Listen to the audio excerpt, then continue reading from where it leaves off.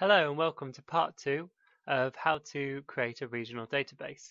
In this part, we're going to talk about people and getting those added to your newly created nation. If you remember back in the first part, we created Hampshire as a new nation in the database, and now we're going to go in and add some people to it and some cities to give it some detail and also to put us well on the way to actually getting the database working. So as I said, one of the most important things to do in this bit is to first add the cities. So as we're doing Hampshire, let's look for Winchester. Okay, so one of the things to notice when adding cities is sometimes you may find that your city in your region or whatever has the same name as a city elsewhere in the world. This is something you have to be really careful. And one of the ways to do that is to filter your search to just is.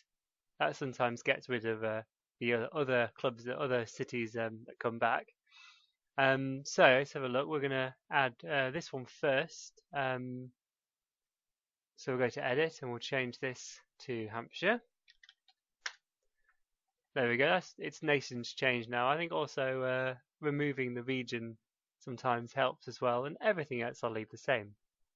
So we've done. Go on and add another.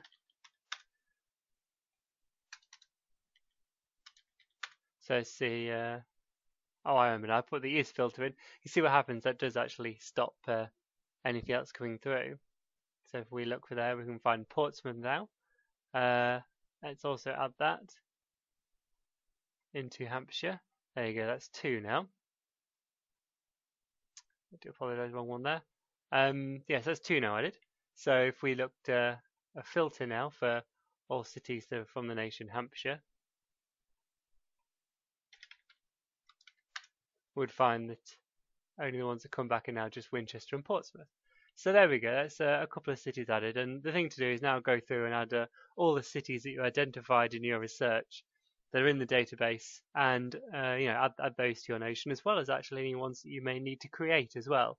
Sometimes that's necessary, and if you do create a nation, putting in the longitude and latitude are quite important, and inhabitant size and the attraction are also some things that I like to put in there as well.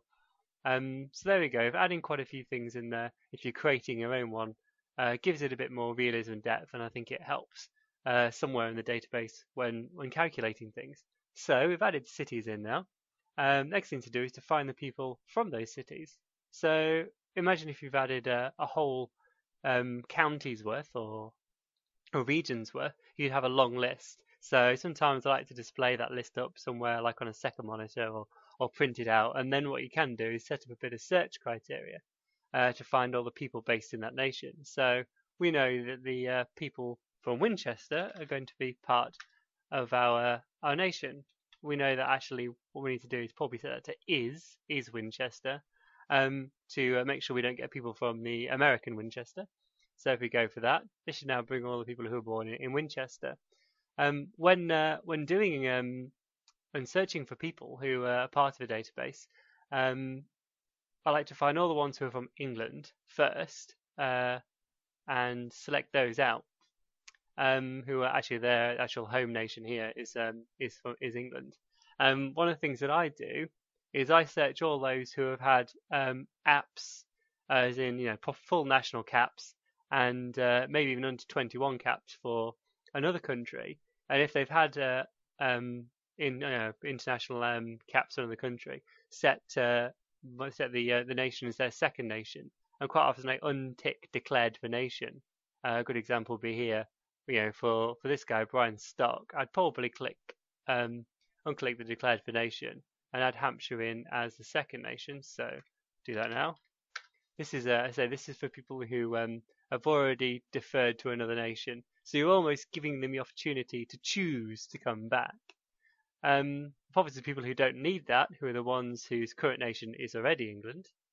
So that's the rest of these guys. We can mass edit those. And that's very, very simple. Mass edit. Just don't try and change too much at once. There you go. Change that to Hampshire.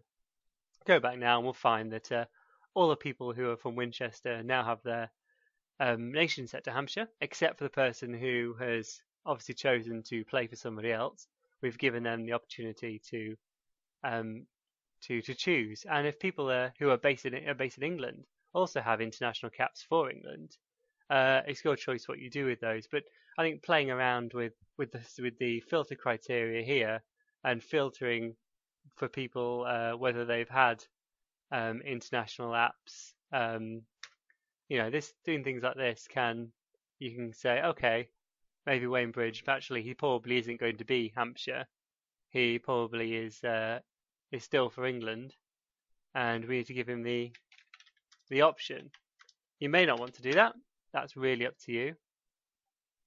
These things are all your choice. You can do whatever you think feels right in the situation. So just for sort of fun's sake, we'll put it back to Hampshire. There we go. But that's really up to you what you want to do with that. That's really part of the freedom of creating regional databases. So we've so far now this tutorial we've added cities, and I say add many more. Add all the ones from the area. So for this area, it would include Southampton. There would be other ones, Romsey, and a few other large places, Basingstoke and places like that would also fall under Hampshire. And I would go ahead and all add those in, as well as all the people from those places. This is probably one of the bits that takes the most time, apart from the research, which can take a long time. This is one of the bits that take the most time, getting all of the people in. But once they're all in, it really does start to look like a real nation, and you can see how the national team might look. So that's about it for part 2, showing you how to get the players into your nation. Pretty simple, nothing much else to cover. And in the next version, we're going to look at actually creating some leagues and putting some teams into those leagues.